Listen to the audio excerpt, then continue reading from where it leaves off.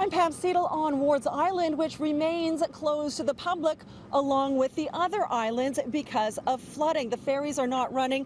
One comes here to Wards Island, but that is just for staff and residents. We actually had to take a private water taxi to get here. And as you can see, there are still puddles everywhere.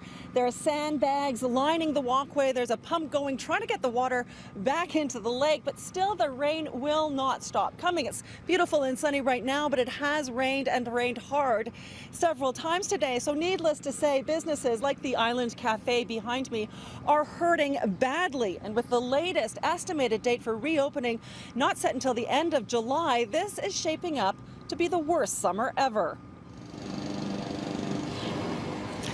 The flooding doesn't seem too bad on Wards until you start walking towards Center Island, where the roads are underwater in several areas. I felt a little ridiculous in hip waders, but I was actually glad to have them.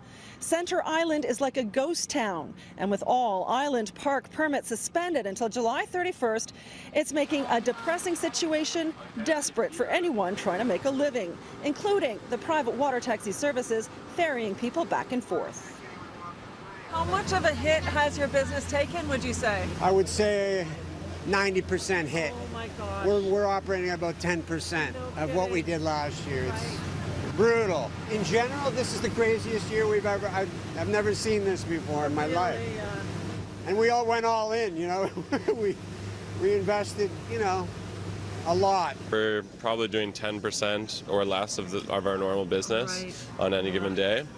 And, you know, like today we have 2 people in the front and 2 people in the kitchen.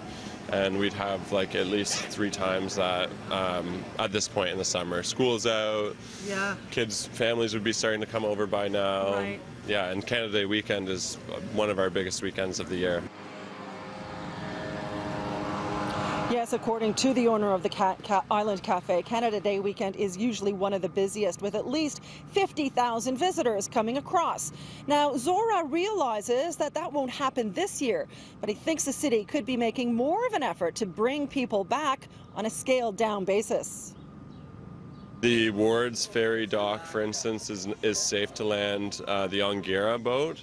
The Ongira has 2 sister boats that are located in the Toronto Harbour that are being unused right now, that the city could potentially rent for a period, so they could run more boats through Wards dock. They could cap the number of people that could come to the island each day in a way to mitigate, you know, the number of people that were here, you know, potentially to control. So, you know, instead of the regular ferry numbers on a busy Canada Day weekend, which are somewhere in the neighborhood of like 20,000, they could cap it at 4,000.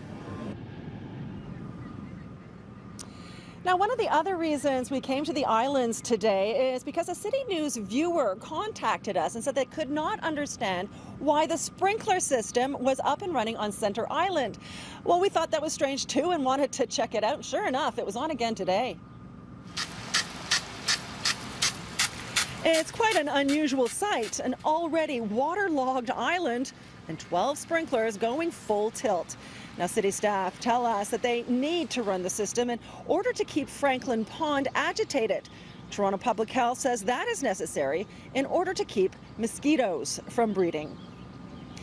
Now, if you have an issue you would like us to look into, let us know by email, phone, or by submitting a tip through our website, citynews.ca.